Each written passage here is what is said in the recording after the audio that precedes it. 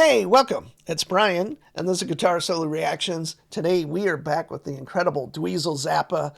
We are doing the song or guitar solo called Epic 70's Guitar Solo. He's using his dad's Roxy SG. And I happened to comment on one of Dweezil's recent videos, and he said, "Why don't you do a reaction to one of my guitar solos?" And I said, I have and I will. So that's what we are doing today. I've happened to see him doing his dad's music now since that very first Zappa Plays Zappa tour. We saw this last tour that came through kind of the Oregon area, and I know he is on tour now. So if he is in your town, go see his band. This band is killer. It's one of my favorite versions in a while. My son and I have seen them 4 or 5 times. And my son's a huge fan as well. So it's so great that Dweezil is back out there doing it. And with that said, we're going to check this out.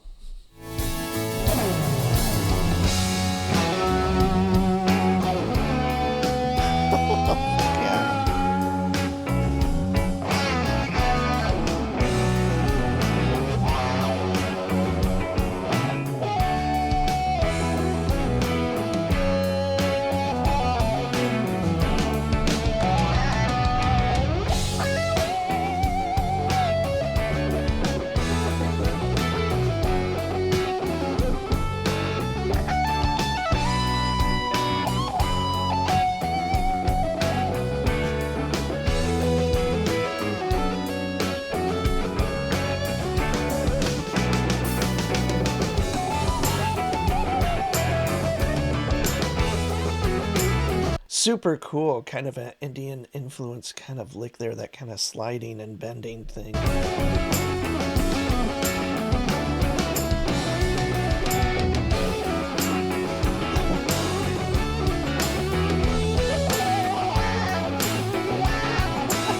Yeah.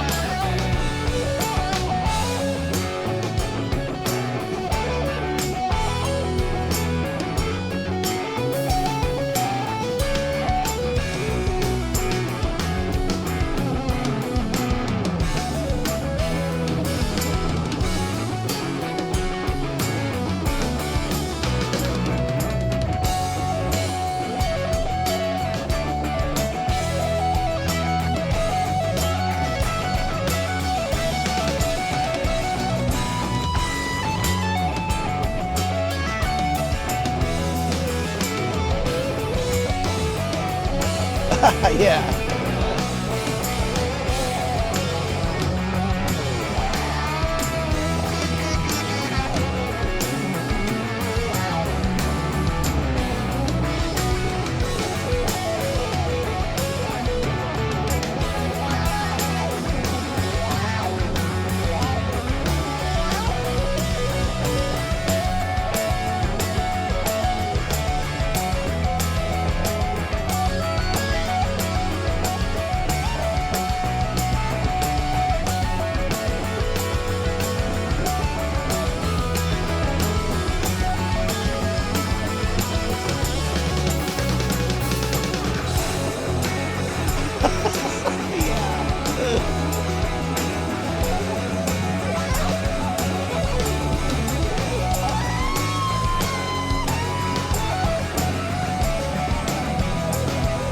I love that he's kind of doing what kind of would be in his dad's wheelhouse, is kind of this kind of really cool, kind of almost nuts and bolts kind of blues playing. But yet here he's kind of adding in these cool influences and doing those 3 notes per string things that he's working on that are in fourths, and just all this kind of cool stuff that he's not necessarily doing that fourths kind of run, that kind of sweep picking type thing, but just some really cool shit.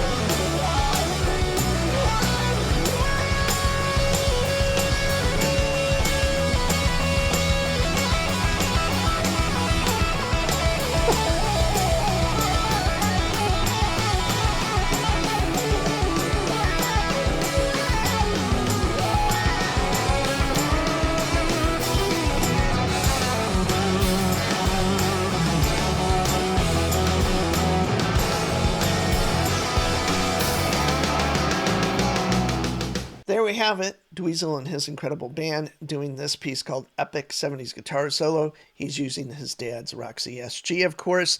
That whole time, that cool effect, I wasn't sure if he was controlling it with a kind of a volume pedal or an expression pedal, excuse me, or was it being like a triggered an auto wah due to like pick attack? And that's what I thought it was, more of a pick attack thing. But at the very end, it looked like he let his foot off something and switched to this kind of almost pseudo acoustic, weird, interesting, like a parametric EQ'd kind of guitar tone that is really interesting, much like his dad's did kind of during Apostrophe, specifically that record. And definitely echoes of his dad's playing for sure. Although I think, and if I didn't say this at the beginning, I'm going to say it again, or I'm going to say it, however you want to put it. He is one of the most important guitar players out there today. Not only is he keeping his incredible father's music alive for us to still enjoy, but he is reinventing it, and he is reinventing his approach to guitar. And do yourself a favor, if you're not subscribed to his channel, which you probably are. There's a incredible rig run through with Premier Guitar that he just did that's like over an hour long, and super cool to see him talk about it. And another kind of cool thing he keeps saying in videos is during the pandemic, he didn't play the guitar almost at all. And for him to kind of not do that and then to be able to go on tour and kind of execute some of this stuff. And as his channel's pretty new, I believe, on YouTube, and it was kind of really heartwarming and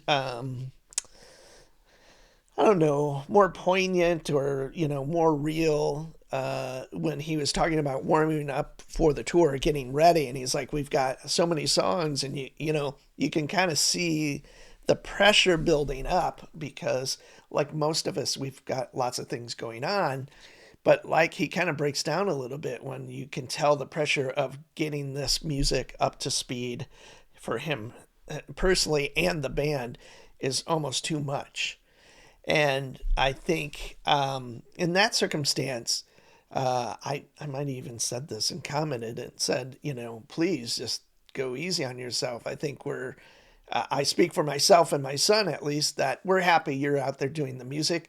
If it's not note perfect, I totally understand. And if things happen, that's the nature of playing live, and you know that as well. But I just felt for him because he seems so much, he seemed like he's putting so much pressure on himself because the weight of his dad's name or whatever, or doing this music, all those things that factor into making you really, really concerned about what you're doing and how well you will do it. So anyway, I love Dweezil, lifelong Zappa fan.